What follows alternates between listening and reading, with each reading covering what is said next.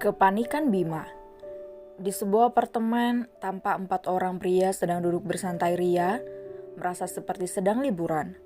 Tiba-tiba ponsel salah satu dari mereka berbunyi sehingga mau tidak mau pria itu bangun berdiri untuk mengambil handphone yang tadi dia letakkan begitu saja di atas meja. Kalian semua diam dulu, bos telepon. Pria itu meletakkan jari telunjuknya ke bibirnya. Halo tuan, di mana kalian semua, ha? Terdengar suara menggelegar dari ujung sana.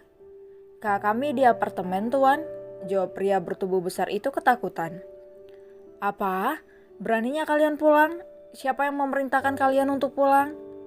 Nada suara pria di ujung sana terdengar semakin tinggi.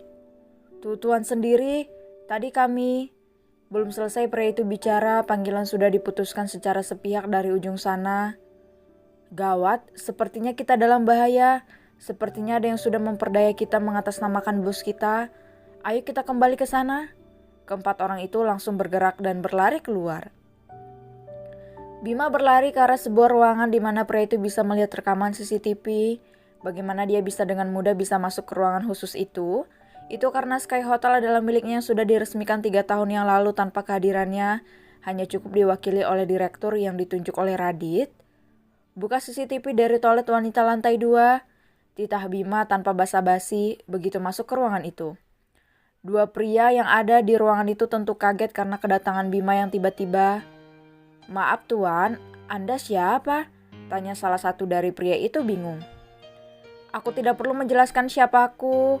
Nanti kalian akan tahu sendiri. Sekarang patuhi perintahku.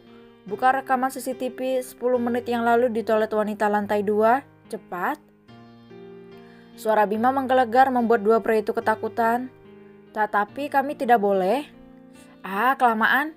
Umpat Bima menarik tangan salah satu dari pria itu dan melihat sendiri rekaman yang dia mau.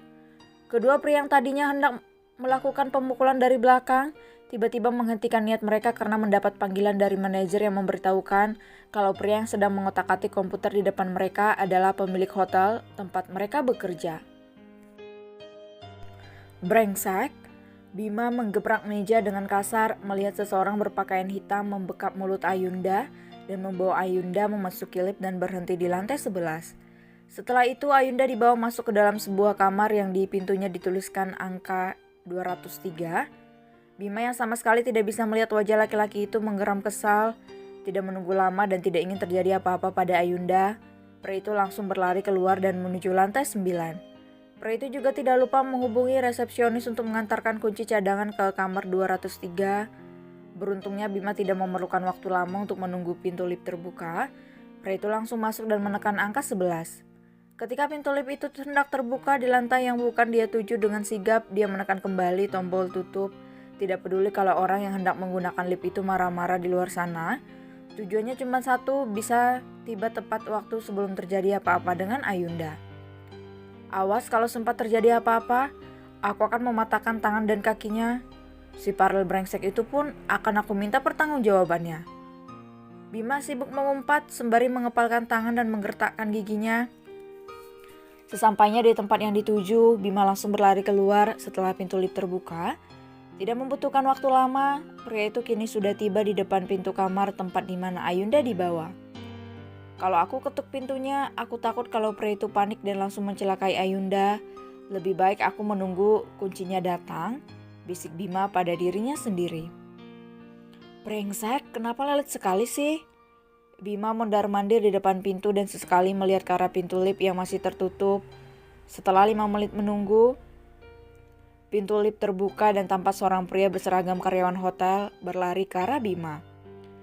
Kenapa kalian lelet bekerja? Awas kalau terjadi apa-apa dengan Ayunda, kalian akan aku pecat. Bentak Bima sembari merampas kartu yang merupakan kartu akses masuk ke dalam kamar. Bima dengan hati-hati menempelkan kartu itu dan pintu pun terbuka. Dengan sangat hati-hati Bima melangkah masuk ke dalam ruangan yang ruangannya gelap. Brak. Bima tersentak kaget dan langsung memasang kuda-kuda karena tiba-tiba pintu terkunci dari luar. Namun tidak terjadi apa-apa, justru dia mendengar ada suara tangisan dari arah ranjang. Bima langsung meraba tembok untuk mencari saklar lampu. Ketika dia sudah menemukannya dengan sigap, dia langsung menekan tombol itu. Seketika kamar itu langsung terang benderang. Mata Bima membesar melihat sosok gadis yang tangannya terikat, mulut tersumpal dan matanya tertutup kain hitam.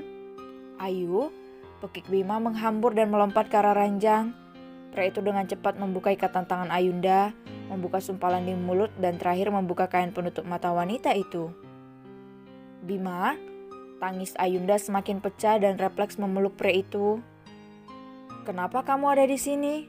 Siapa yang sudah membawamu ke sini?" tanya Bima yang tanpa sadar membentak Ayu.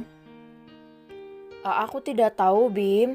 Aku tiba-tiba dibekap dan dibawa ke sini. Aku berusaha melepaskan diri tapi dia sangat kuat," sahut Ayunda dengan wajah yang masih ketakutan. "Apa yang dia lakukan setelah itu?" cecar Bima dengan napas memburu. Ayunda terisak dan menggeleng-gelengkan kepalanya. "Tidak ada," desisnya lirih. "Tidak ada." Bima mengernyitkan keningnya curiga. Lagi-lagi Ayunda menganggukkan kepalanya mengiyakan.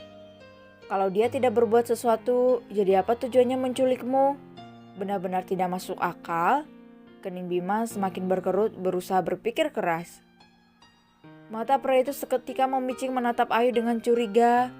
Apa mungkin ini akal-akalannya untuk membuat aku bisa berada di dalam satu kamar dengannya? Bima mulai berasumsi sendiri. Tapi tidak mungkin, dia tidak mungkin senekat itu. Jelas sekali kalau dia sangat ketakutan dan dia bukan tipe wanita yang mau melakukan cara licik untuk mendapatkan sesuatu. Bima menyangkal asumsinya sendiri. "Sudahlah, nanti aku akan cari tahu siapa yang sudah bermain-main denganmu. Ayo kita keluar sekarang, aku tidak mau ada yang berpikir kalau kita berbuat macam-macam di kamar ini." Bima meraih tangan Ayunda dan mengajak wanita itu untuk berjalan menuju pintu.